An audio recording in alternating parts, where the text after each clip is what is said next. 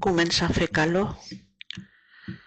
Sembla que per fi la temperatura acompanya una mica més i l'hivern es va quedar enrere. Aquest hivern se m'ha fet molt llarg.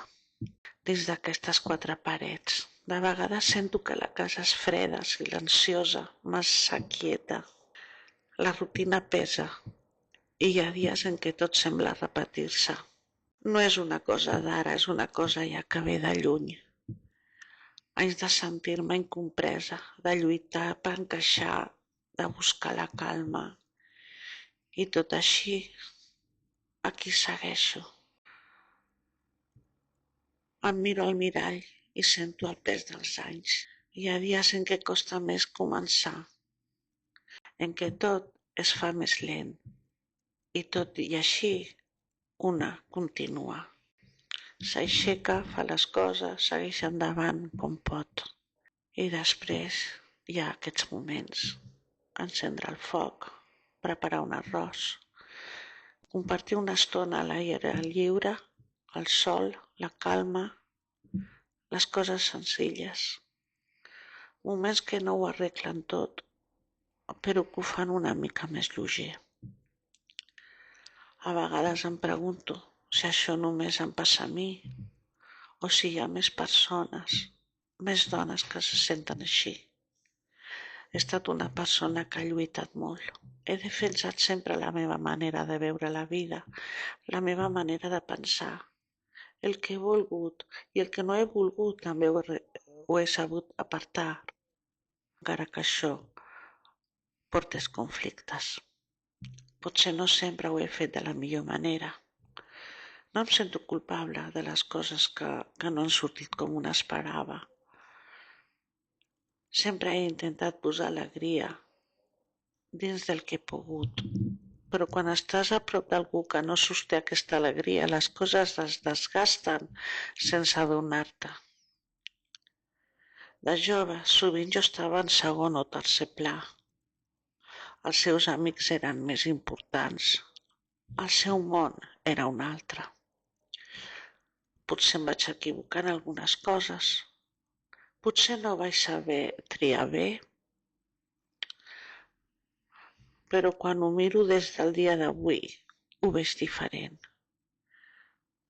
Avui és un home més tranquil. No és de bars, no és d'accessos. No és de malgastar els diners sense sentit. Treballa, compleix i el que té ho organitza a casa. En aquest sentit no tinc queixes. Hi va haver una època difícil. Ell va treballar tota la vida a l'hostaleria i això ens va marcar molt.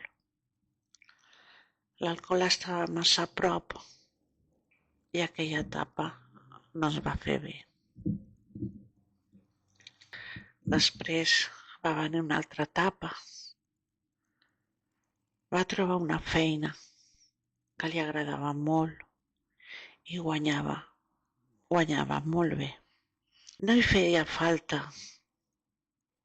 en aquells moments per mi que treballés els caps de setmana, però en aquells moments els caps de setmana i les hores extres es pagaven molt, molt bé. Encara repeteixo que no ens feia falta.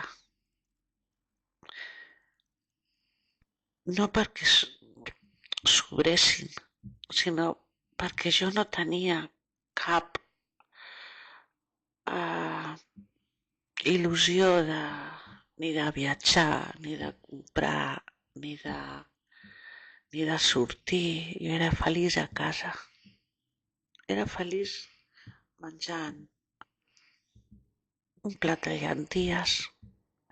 Era feliç estar al seu costat veient una pel·lícula. No em feien falta els diners. Tenia suficient per pagar les factures, el lloguer. Tenia suficient per menjar. No em feien falta més. Només volia estar al seu costat. Però ell això no ho va veure. i va decidir treballar els caps de setmana.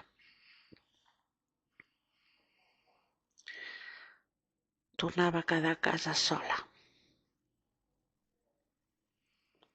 I aquella distància constant em va anar desgastant. Va arribar un moment en què jo ja no podia més. Vaig tornar a casa de la meva mare. Vaig abandonar aquella ciutat.